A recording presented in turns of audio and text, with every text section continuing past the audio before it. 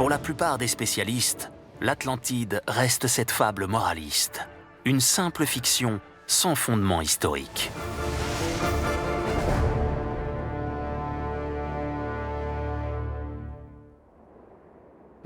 Mais en 1967, une découverte archéologique majeure en Méditerranée, sur l'île de Santorin, va semer le doute et ébranler la conviction des plus sceptiques.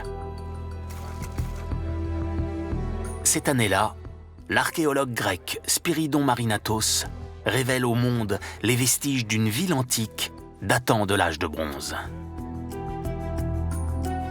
Considéré comme l'un des premiers archéologues du XXe siècle, l'homme est reconnu et respecté par ses pairs. Il a notamment consacré 30 ans de sa vie à mener des fouilles en Crète, le berceau de la civilisation minoenne. Ce peuple est considéré, avec les Mycéniens, les ancêtres des Grecs, comme l'une des premières civilisations occidentales majeures qui a occupé la région.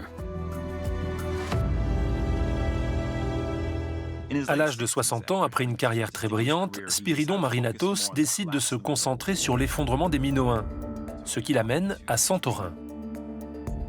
Située à 120 km au nord de la Crète, à l'époque, Santorin était l'une des principales colonies minoennes connues. Les Minoens, peuple remarquable et ingénieux, prospéraient alors sur une grande partie des îles de la mer Égée.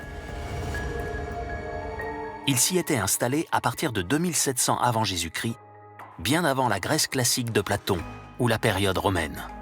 Une domination qui a perduré jusqu'à leur chute vers 1200 avant notre ère.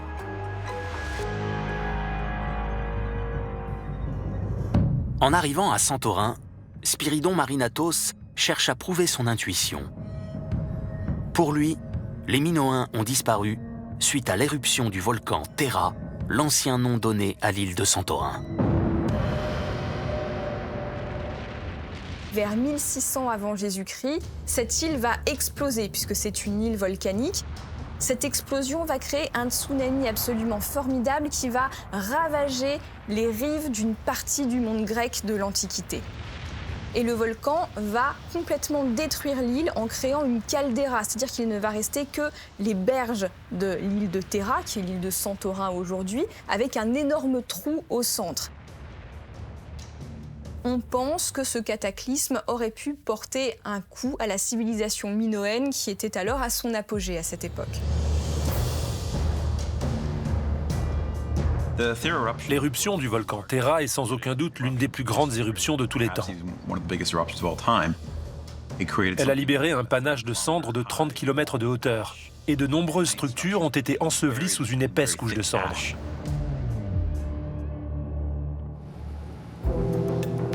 Spyridon Marinatos et son équipe commencent leur fouille sur la rive sud de l'île. Et ce qu'ils vont y découvrir dépasse leurs espérances.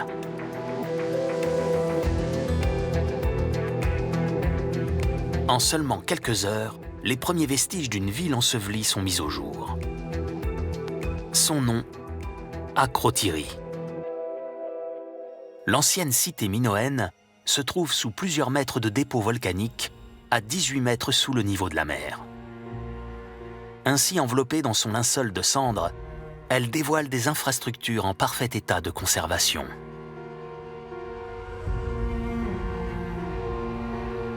Il y avait des bâtiments préservés jusqu'au toit, des fresques parfaitement conservées, comme si la peinture avait été appliquée la veille.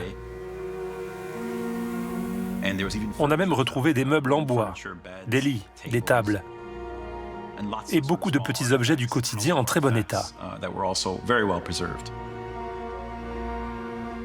Tout ça nous a donné un aperçu de la vie à l'époque où les Minoens régnaient sur la région. Spyridon Marinatos en est maintenant persuadé.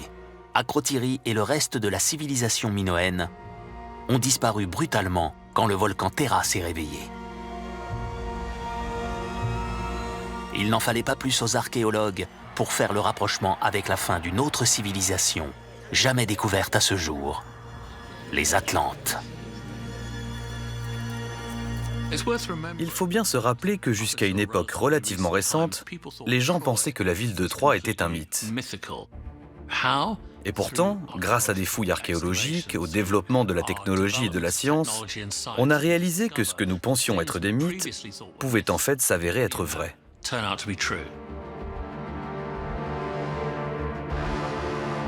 Et à y regarder de plus près, le mythe de Platon et le destin de Santorin présentent effectivement d'étranges similitudes, à commencer par la forme des deux îles. L'île de l'Atlantide est censée être de forme concentrique. Et si vous allez à Santorin, vous verrez qu'elle aussi est concentrique, et qu'elle l'était peut-être même encore plus avant l'éruption de Terra.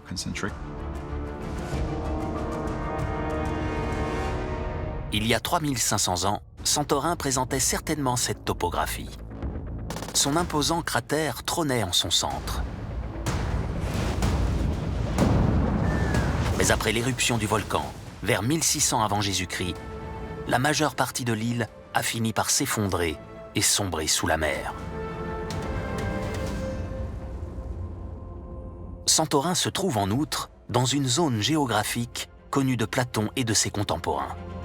Se pourrait-il alors qu'il se soit inspiré de cette tragédie pour écrire son texte? Pour Spyridon Marinatos, tout porte à le croire. D'autant plus que le mode de vie des Minoens présente de nombreux points communs avec les habitants de l'Atlantide, décrits par Platon. Pour le comprendre, il nous faut remonter 2 siècles avant notre ère, à l'âge d'or de la civilisation minoenne. Les Minoens, dont l'origine est la Crète, est la civilisation la plus brillante de l'âge du bronze dans la zone de la mer Égée. À l'origine, les Minoens vivaient de la pêche, de l'agriculture et de l'élevage en harmonie avec la nature.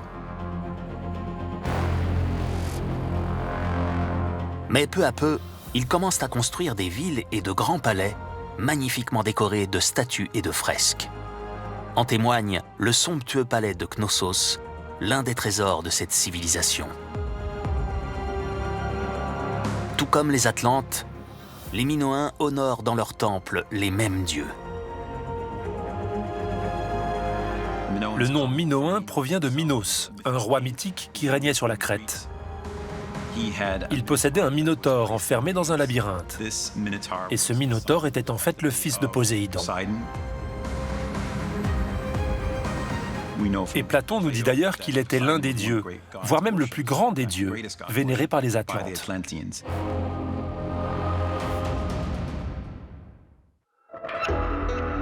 Au temps des Minoens, les infrastructures sont aussi d'une incroyable modernité. Ils bâtissent des routes pavées, disposent d'une puissante marine et utilisent une langue écrite connue sous le nom de linéaire A ou hiéroglyphe crétois, découverte au XXe siècle. Lord Evan, qui était un archéologue anglais, a découvert des tablettes sur lesquelles il y avait une écriture mystérieuse. Il a recensé près de 90 signes et idéogrammes et aujourd'hui, on est encore en train de les étudier pour essayer de percer tout leur mystère. Avec le temps, cette brillante civilisation prospère et étend son influence tout autour de la Méditerranée, en Grèce, en Égypte ou même en Syrie. Nous savons que c'était une civilisation très avant-gardiste. Les Minoens ont été capables de créer des nouvelles technologies, des réseaux commerciaux et une société très avancée par rapport à celle de leurs voisins. Donc on a des similitudes, ou du moins des éléments de preuve qui permettraient de dire « oui, il pourrait bien s'agir de l'Atlantide ».